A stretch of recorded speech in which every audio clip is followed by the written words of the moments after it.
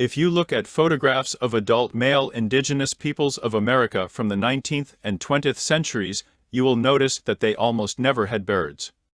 In today's video, I'm going to explain why the indigenous peoples of America didn't grow beards.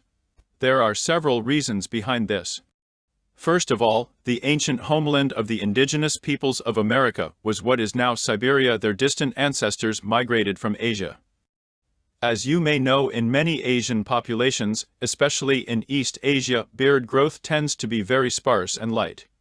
Some men are only able to grow a small mustache and a bit of hair on the chin, while the rest of the face remains bare.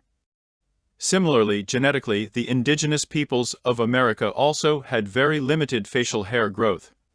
Secondly, the climate across much of the American continent was mild and warm, with few strong winds and no harsh winters. Because of this, there was no need for thick body hair to protect against the cold. Thirdly, in the traditional beliefs of many indigenous tribes, a true man and warrior was expected to be clean-shaven. Beards were often seen as unattractive. As a result, even the few facial hairs that did appear were not allowed to grow. From a young age, boys would have these hairs regularly plucked using tweezers made from bone or sharp seashells.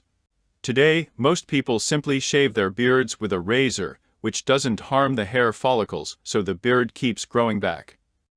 However, the indigenous peoples of America regularly plucked facial hair from early childhood over many years.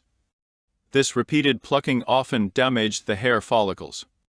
Especially when young, the newly developing follicles were very sensitive, and pulling out the first hairs could permanently damage them, preventing full development.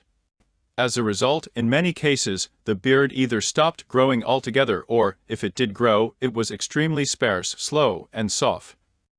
In conclusion, among the indigenous peoples of America, beard growth was naturally rare due to genetic heritage.